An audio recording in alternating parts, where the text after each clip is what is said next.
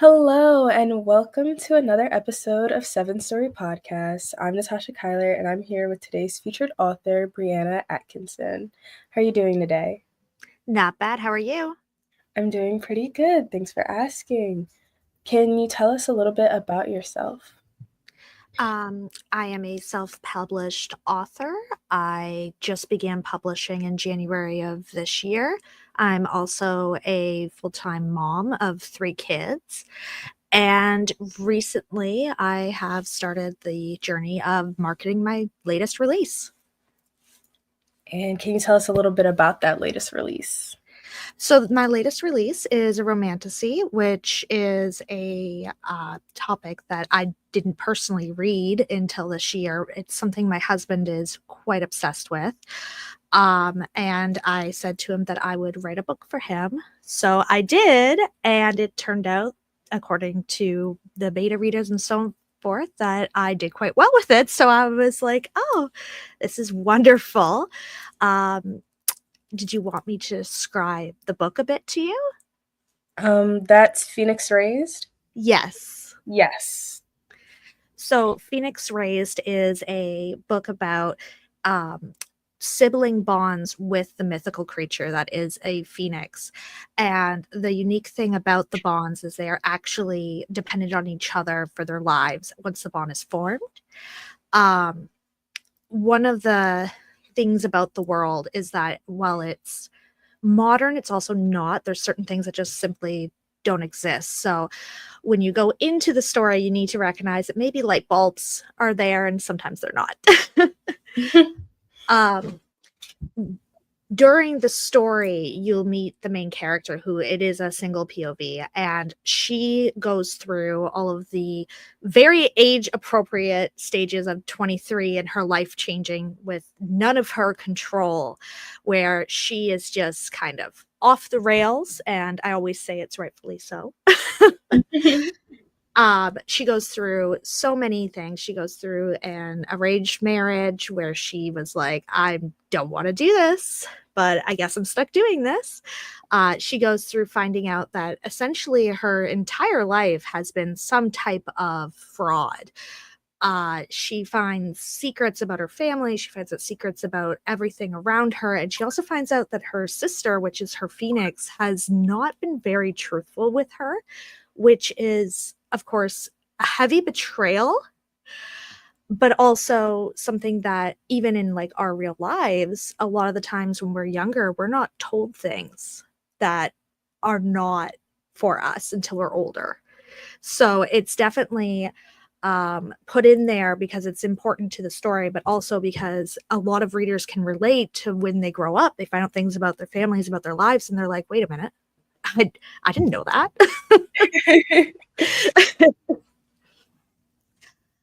So the story follows her. It has her best friend in it. It's got Jasper, who is the prince of Markandeya. It's got Winslow, it's got Anth, and it's got Bridget, which are some of the main Phoenix. And Anth is an absolute card. I love him. He is so funny. And essentially you're just following through this journey that she's going through of discovering all of this and trying to figure out what her place is in it. And pretty much it is her personal growth journey as a 23-year-old in a magical world with fire that is quite interesting. It sounds so incredible. Like it's mixing the coming of age themes and then the romance and the fantasy themes. And I am so intrigued and I wanna read it now.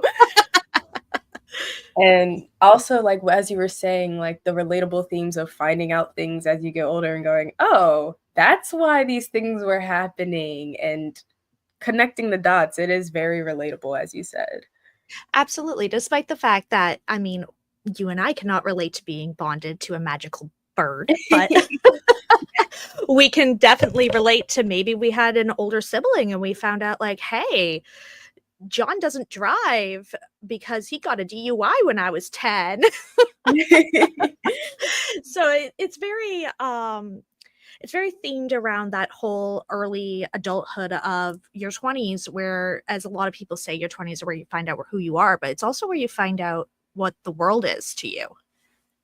It's a Definitely. very, yeah, like it's a very difficult age, because you go from being a teenager where your parents have a bit of a hold on you, and then you go into your 20s where no one's got a hold of you at all, and you've got to discover everything about yourself and about everyone around you. So that is kind of where Abigail is at in this book, in discovering the world around her and all of its very interesting revelations. And I would like to know, like, how did you come up with wanting to write that concept for your romantasy? Um, Partially because I turned 29 this year, so I'm finally getting old. So I'm no longer in that stage of my life anymore. But also because I personally have a younger sibling who is currently in that age, and they're going through all of that kind of discovery, and not necessarily anything bad from their family or anything, but just about the world. And I mean, we in Canada here recently had an election, and they were like, wait, what does all of this even mean? And I'm like, you've got some Googling to do. You definitely got some Googling to do. You got to learn some stuff. And they were like, oh my gosh, I didn't know any of this existed. Or, and like, it's like, yeah, that pans. That's your age. I relate to that because I'm in that age range where it's like, oh, I'm my own person now and I have to be responsible for myself completely. Oh, this is interesting.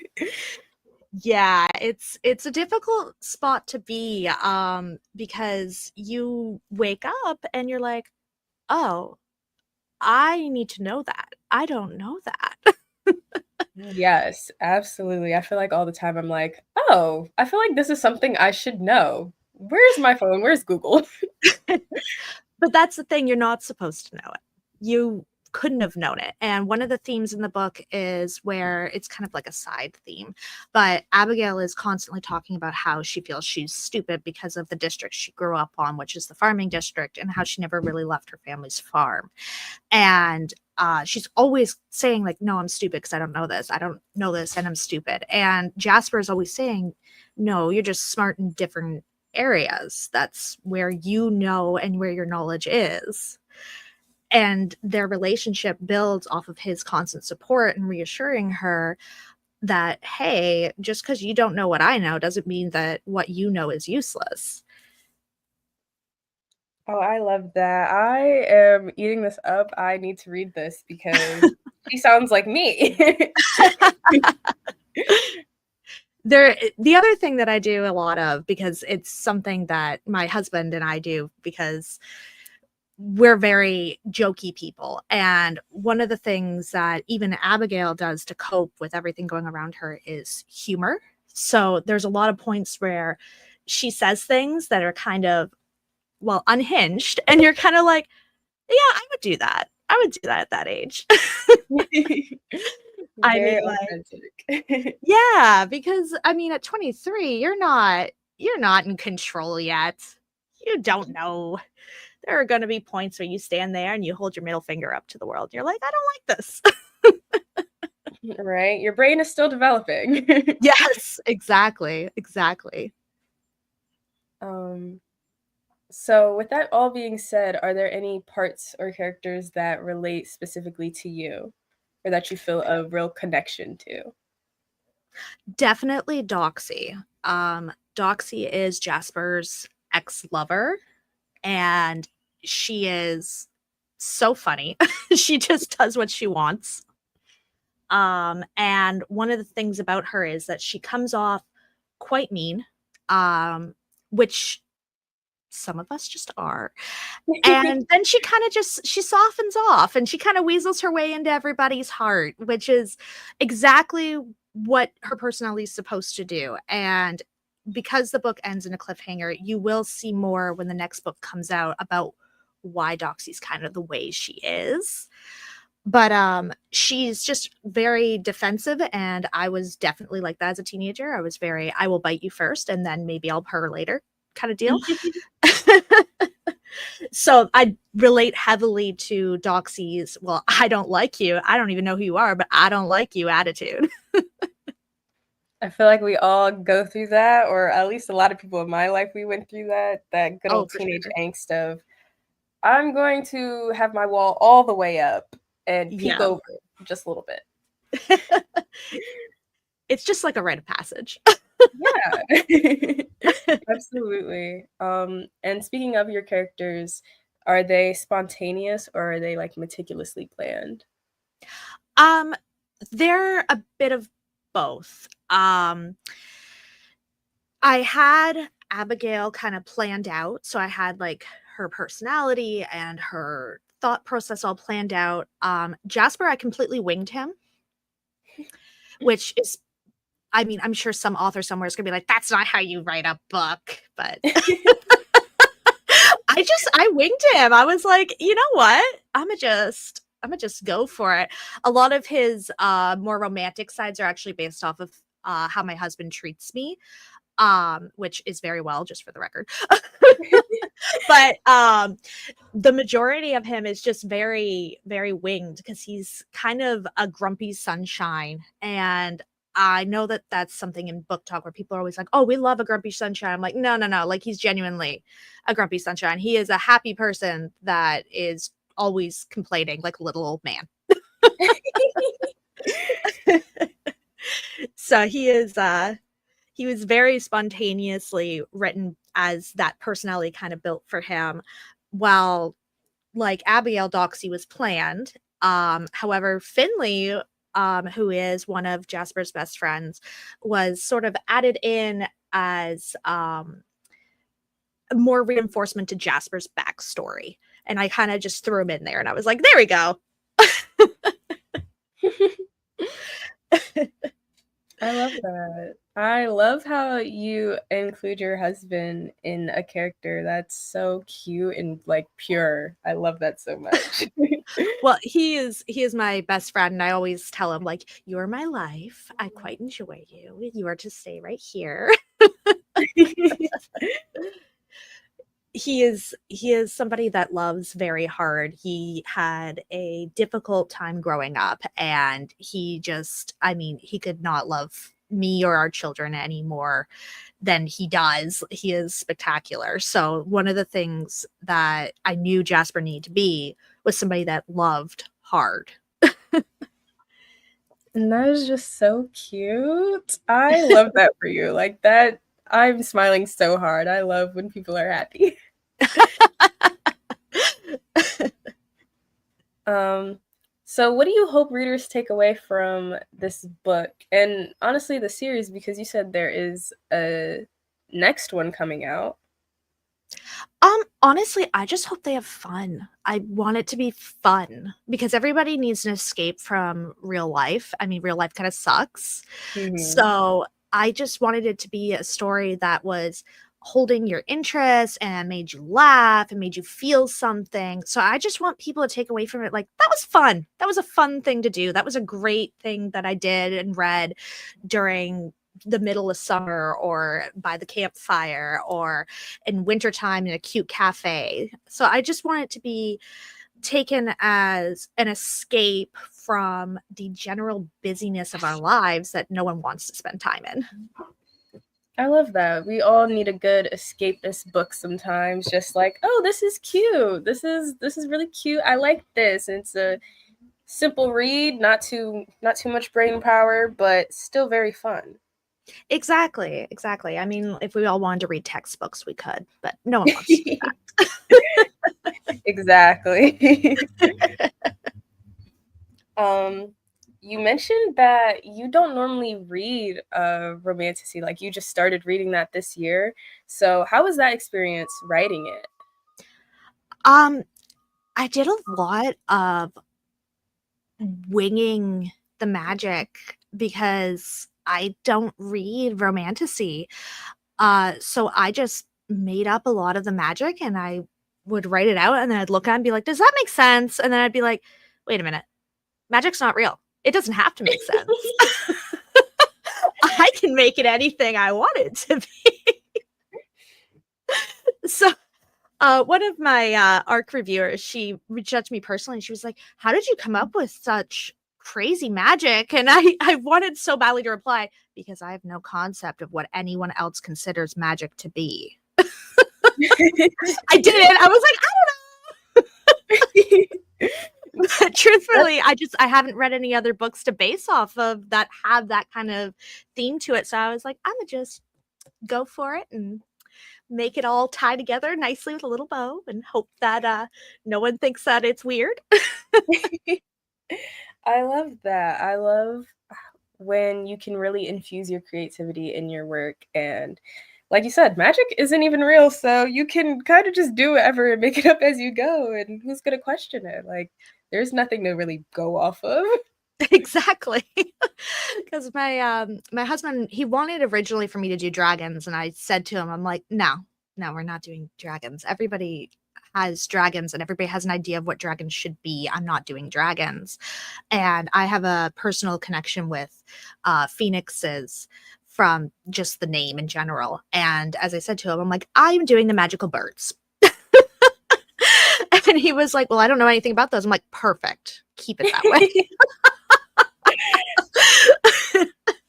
I love this. I see why you say you love certain characters, because they're just fun and funny, and I think that's your own personality infused in there because you're fun. Thank you. Now, could you please tell my oldest child that so he stops saying I'm embarrassing him? Unfortunately, that is just the way children are. I know I do that to my mom. So what do you typically read? Like, what's your go-to genres?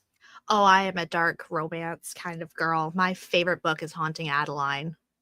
Mm. I know, it's a total left field, right? Definitely, I was not expecting that. It's funny because when I tell people that I know, like in my real life, they're like, oh, what do you like to read? And I'll be like, oh yeah, dark romance, like Little Stranger, Haunting Adeline, what was the other one that was one of my favorites? Hooked. And they're like, what?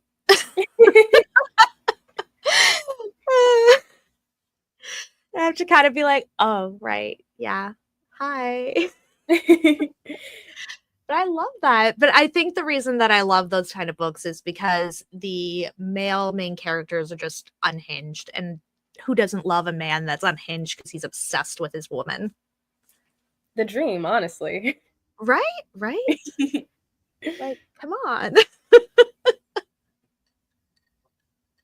No, I love this. I'm having so much fun learning about you. I do want to shift gears a little bit into your experience as a writer. So I know you mentioned you're a full-time mom. So what does a typical day look like for you? When do you find that time to write? Oh, I definitely steal the time to write. Which sounds silly, but when you're a mom, which every mom can relate to, you don't have you time. It doesn't exist. Your job is to take care of your child and be their snack person. And essentially run them around to their sports and their classes and everything else. So what I do is the minute somebody goes down for a nap or is distracted, I pull out my computer and I'm like, okay, I'm going to work on this now. So I definitely steal the time when I can for myself. I don't understand from the mom's perspective of no such thing as alone time, but I do know stories of my mom telling me like I would not leave her alone ever, even when she went to the bathroom. So I understand It's what you mean true. by stealing time. It's true. They're kind of like a leech. You don't get to leave them behind, except they're a leech that's kind of more annoying because they're always talking. And which actually the Phoenix and the Phoenix Rays book, they're always interjecting with their comments. And the reason for that is because my children are always interjecting into my conversations. And so I was like, you know what, the Phoenix can be annoying like this. I love that. It's so cute because it's the little things that are like a glimpse into your life, but it's also very relatable because that's just how kids are. Exactly. But it's also very realistic. I mean, no one knows what it would be like to have obviously a phoenix in their life, but I mean, I'd like to think of it as kind of like having a really annoying preschooler following you around that's bigger than you.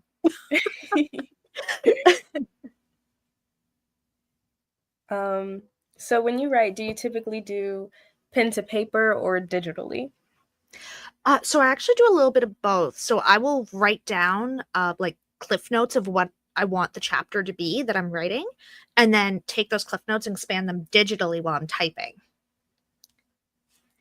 Nice So process. like how do I describe it? So if I put down like the castle is blue, I would expand that by when I'm typing, I would put in like what the bricks, the height, the perception, all of that into it. But that way I don't get myself lost into what I'm trying to write. I understand that. I like that system. I think it's very easy to get lost in the details when you're just trying to figure it out still. And so having your cliff notes like, this is what I'm trying to say, and then going in and going, these are all the details about it. So it could be very descriptive and you can place yourself in it, makes it very easy. I like that a lot. Yeah, exactly. And it also helps because it gives structure for the reader to envision it. You don't want your reader to be like, wait, I don't understand. How is this over there? Now magically it's over here. No one likes that. Exactly. So what's your process like from coming up with the idea to outlining, if that's a part of your process, to the finished product? Walk me through that. So I usually come up with my ideas in the shower because I have quite long hair, so I have to condition it, which means I have to stand there and stare at the wall. Very So, real. so in boredom, I will come up with a random story and then I'll be like, oh, let's play with that a little. So then I'll start doing like my little cliff notes. And I mean, there are many stories that I come up with. I'm like, that's not happening. But especially with Phoenix Raised, I came up with the idea and then I just kept mulling over it until it kind of got to a place where I was like, oh yeah, I'm writing this. um so then usually what I'll do is I'll type up like, oh my gosh, it's an epilogue. I'm sorry. I'll type up like an epilogue that is more like a little snippet of what I think the story will sound like. And typically I erase like 5 of those. Very real. No one's first idea is a good one. Like, let's be real. Exactly. You have to go through so many iterations. Exactly. And then after that, I just kind of let it like organically go through. I don't generally have any sort of outline past my little cliff notes for the chapters. I know some people have like full on like templates and stuff, but I am very much so I will get bored if it gets too technical. So I do my little cliff notes and then I write and then I'll reread it. And if I'm like, I don't like that, I'll just delete it and I'll start over again. Maybe I'll change my cliff notes. And then once it's all written, I read it over and see if there's things that I want to add in. And of course, I'm a baby author. So, I mean, I'll miss things. And then I'll go back and I'll be like, nope. On the 10th read, I'm fixing this, I'm fixing that. It's a good thing that my editor is a friend and not and not somebody that I'm paying because they might kill me. But yeah, like once it was in a spot where I felt like it was almost in its finality, I set up for an arc thing and started promoting on social media and being very pushy and messaging book talkers and people on threads and being like, "Hi, do you want to read this? You want to get on this?" And never being like rude by any means, but being very like forward, like, "Hi, I'm Breanna. Would you like to read this story I wrote?" And in exchange, write a review. And I'm always telling people to leave me like an honest review. And I know that there's a lot of controversy over criticism, but I would rather be told, like, hey, that did not work. Like, that sounded awkward. That was not my cup of tea, than be told, oh, yeah, it's perfect exactly how it is. And it's not. So, $1,000%. so I listened to my reviewers, which I'm so far, all of them have been absolutely wonderful and being very honest, and which is exactly what I want. And then I moved on to doing all the research into print houses and getting into there. Got my ISBNs assigned, and I am now at the point of where we are here. And we're releasing in a couple of weeks, which a calendar would help me here, but you know. So it's kind of like there's this very I mean, there's a reason it's called an independent publisher. You're doing it all. Right? So it's from the idea to the finished product is like you're going a mile a minute and you're just off to the races. That's exactly how it feels. Like, you're like, "Oh, I'm in charge of doing everything? Oh, Exactly. I just wanted to write a book. Okay." I just wanted to talk about my slightly insane idea and like have other people talk about it with me. That's what I wanted. Next thing you know, you're messaging book talkers and influencers and going, "Do you wanna read this?" Oh gosh, yeah. And that is so intimidating, by the way, when you're messaging someone who speaks in front of a camera for a living or a very large following, and you're like, oh my gosh, I stutter when I try to order my coffee. And now I'm messaging you like, hey, you want to read the words I put on paper? Yeah, a lot of the parts of the process are very intimidating, especially the parts outside of the actual writing, because it's like, "Oh, I have to do this myself? Okay, alrighty." But of course, that's why, like, if you go on with a contract and all that with a big publishing house, that's why other people are paid to do it, which is a lot of work. But definitely independent authors, it social media just makes it so much easier because you can reach everybody at the tip of your fingers. Exactly. Social media is a blessing and a curse because you have to, put so much into it, but also it's great for the amount of reach that you can get.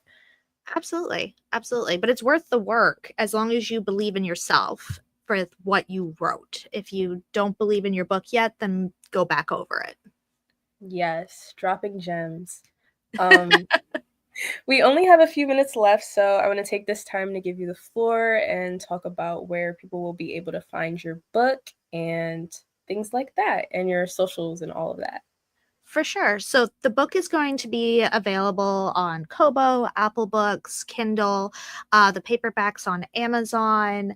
I've got Barnes and Noble has the paperback for order, so it's not in store, but it is on order on their website, as well as the ebook copy. We're on Smashwords. There are so many. If you go to my website, which is Breanna Atkinson novels .wix.com. You will find like the links to find all of that on there.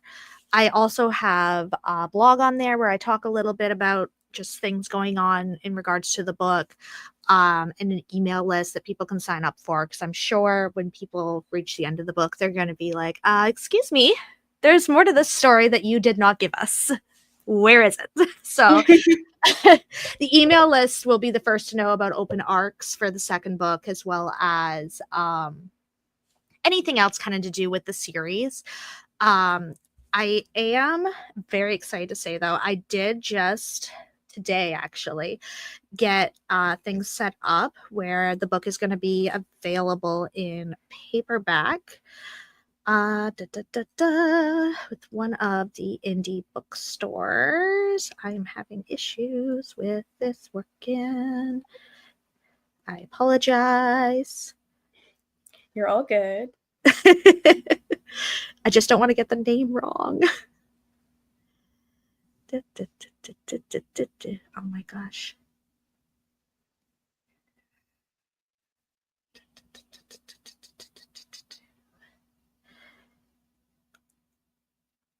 While you look for that, Phoenix Raised should be available May 31st, correct?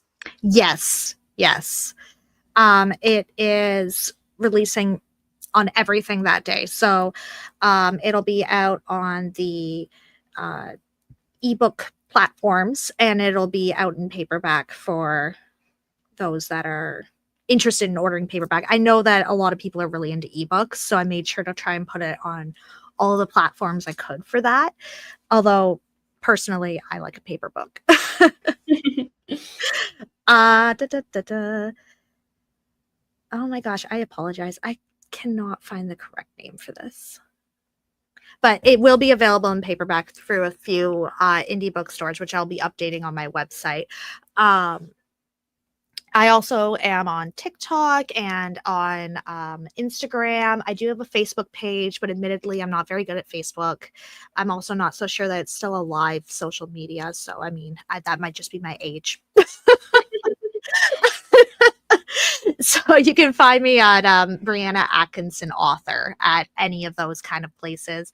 And obviously my author profile picture will be there, so you know it's me. I am not verified on anything yet, but of course I'm just a baby author. I wouldn't be. But yeah, I hope everyone really enjoys the book, and I hope people are getting excited about the opportunity to read it, because it is a very fun book with, although heavy themes, some really fun themes as well. Yes, I'm definitely excited for it. And that is all for this episode of Seven Story Podcast. Thank you so much, Breanna, for coming on and telling us about your book. It was amazing talking to you. Make sure you check it out. It releases everywhere May 31st. Until next time, I'm Natasha from Seven Story Podcast.